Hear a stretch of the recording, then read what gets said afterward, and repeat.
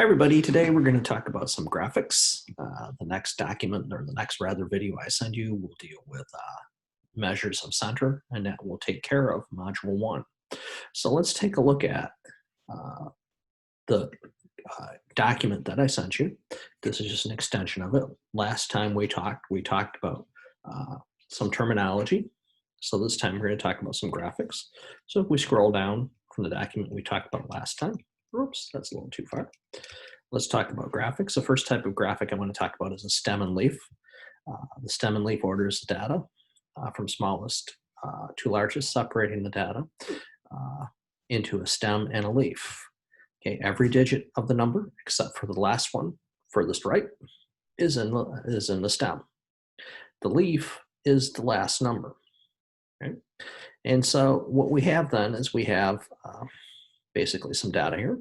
So we have 11, 15, 23, and so on, all the way up to 123. Now I've ordered the data.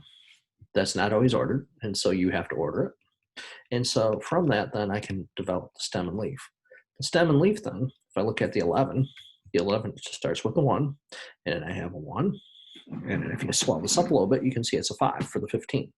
That's it for the 10s. Then we have the 20s, and these are all in order. So I have 23, 25, 27. Then the 30s, okay, so we have a 2, a 3, and a 3 for the 2 33s. I have a 5 and an 8. Then the 40s, I have a 0, a 2, of 2 5s, and a 7 and an 8, and so on.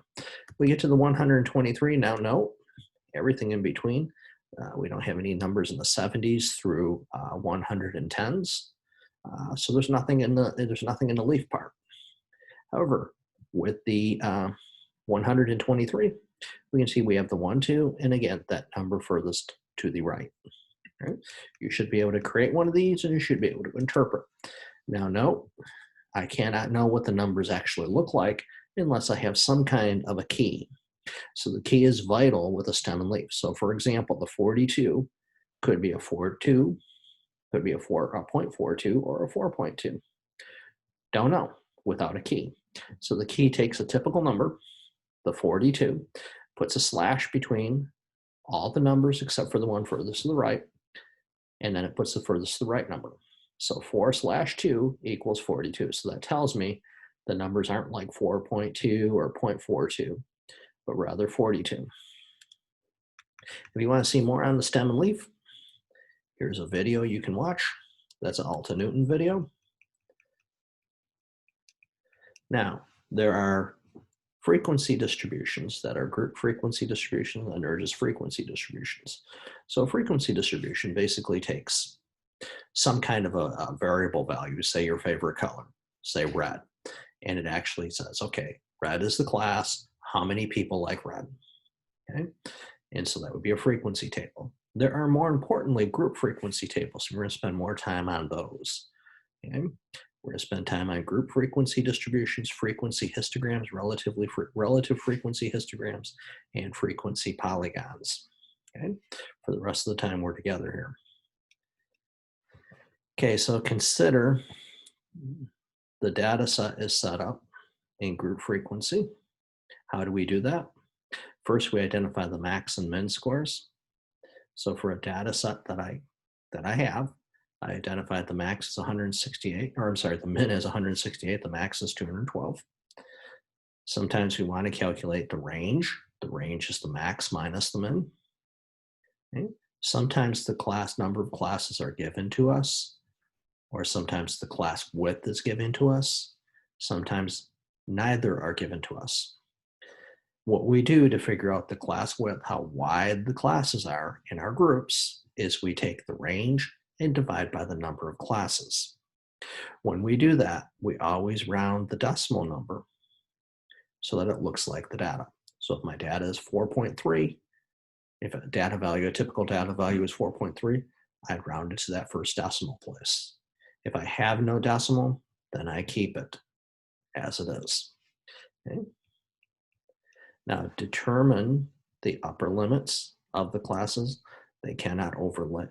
The lower limits of the classes, they cannot overlap. Okay, so basically what we do is we start with the class, the first class has the minimum score. So in other words, I would start this frequency distribution with 168. So let's take a look below. Here's the data, and I start the first class with 168. Now in this problem, it tells me the class width is 6.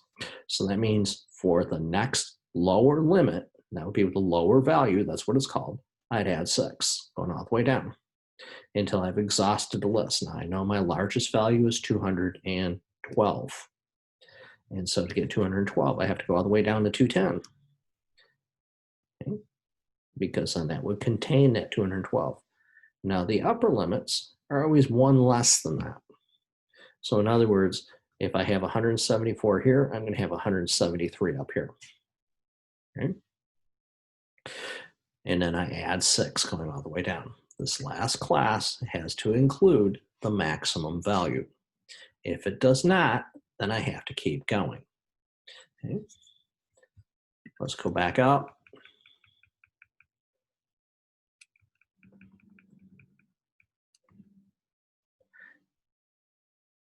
Now, after we've done that, we can calculate the midpoints. The midpoints are useful for frequency polygons. So the midpoint is the class limit of the upper class limit plus the lower class limit divided by 2. So my first class has 168 plus 173 divided by 2. That gives me 170.5. From there, I can keep applying the formula for each class, or I can just remember that midpoints have to be separated by the class width as well, which would be 6. So I could add 6 going all the way down. This next part is the tedious part. We take a look at the data and find out how many data values fit between 168 and 173. So we literally have to go through the data and count up. And we can see we have 2 for this all the way down, okay? Ranging from 2 to 8. Now the relative frequencies are basically the frequency of the class divided by the number of scores. So for example, if I add up all these frequencies, I have 2, 4, and 3, that'll be 9, plus 7 is 16, plus 8 is 24, plus 5 is 29, 2, 6, 9, 16, 24, 29, 30 plus 32 is 32. Okay, so if I take 2 divided by 32, I get 0.0625. If I take 4 divided by 32, I get 0.125. Okay, so that's how we get the relative frequencies. So for example, when I take 7 divided by 32, I get 0.21875. When I take 8 divided by 32, I get 0.25, and so on. Okay, and so that's how we get the relative frequencies. Just a different way to display the frequencies. We can change those to percents by moving the decimal 2 places to the right. And an accumulative frequency is the frequency you have plus all the other frequencies below that class. So our first class has a frequency of 2. There's nothing below it. So the cumulative frequency for the first class is just 2. Now, the second class is going to be everything above this, the cumulative frequency of everything above that class, plus the frequency of that class. So 2 would be everything above it, plus 4 is the current frequency, and that gives us 6. The next class, remember the cumulative frequency was 6, plus the class we have, which is 3. 6 plus 3 gives us 9, and so on, all the way down. This final class has to match up with the total number of values we have in this column, which should be 32. If it didn't, we missed something along the way. Histograms, frequency polygons, and relative frequency histograms. Okay? So let's talk about that. So I'm going to switch views here. I'm going to share something else. I'm going to share my PDFs of the data that we have. So after I've created that table, from that table, I can now create these graphics. So what is a histogram? A histogram is nothing more than a series of rectangles that touch. If they didn't touch, it would be a bar graph. That's the difference. Okay. Typically, the x-axis would be the classes. So I take the lower limits and I just construct or scale the x-axis that way. The y-axis typically are the frequencies. I'm going to label the x-axis car lengths in inches because that's what the data represents. and the y-axis is frequency. Now, if I go back to the table, that first class has a frequency of 2. So I draw a rectangle of height 2 that goes between 168 and 174, those lower limits. The next rectangle relates to the class that starts with 174, and the frequency there is 4. So I draw a rectangle of height 4 between 174 and 180, the next lower limit. The next one, between 180 and 186, had a frequency of 3. So I draw a rectangle of height 3, and so on. So this one, this class that goes from 192 to 198 had a frequency of 8. So I draw a rectangle of height 8. That's the maximum. Here's some things we look at are where the max and min are, and the general shape. A relative frequency histogram tells you exactly the same thing. The only difference is how you scale the x-axis. The x-axis in this case is scaled based on relative frequencies. Okay? But the height of each rectangle represents the relative frequency of each class. I scale the x-axis the same way I did with the frequency histogram. Gives you the same shape and same information where the highs and lows are. The frequency polygon is a little bit different, but not much. It gives you basically the same shape as well. The difference here is that the frequency polygon uses midpoints of the classes. Okay, and the frequency polygon, since it's a polygon, it has to be closed. So what do they mean by closed? Well, it has a start and end on the x-axis. So let's go back to our table.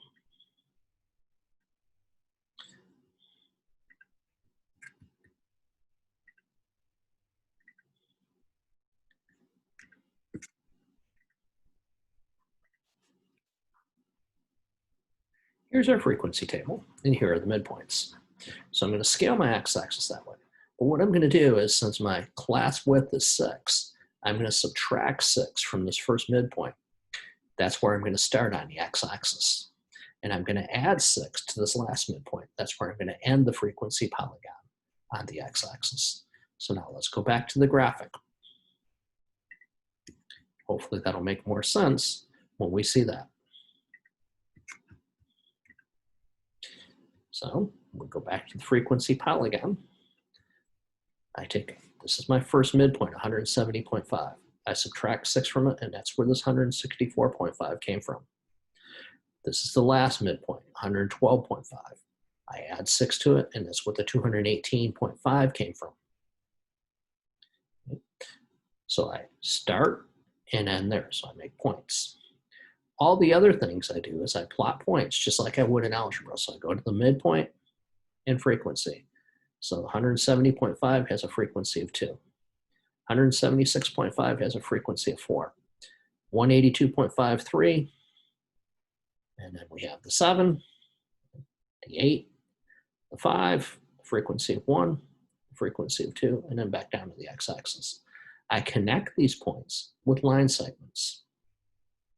And that's it. Now, if I look, this generally tells me the same information, except it displays a little differently.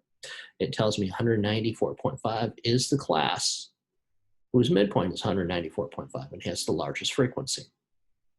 It tells me that the class that has a midpoint of, 206.5, that has the least frequency besides these endpoints. The endpoints don't really count as frequencies. They're just a way to close it off.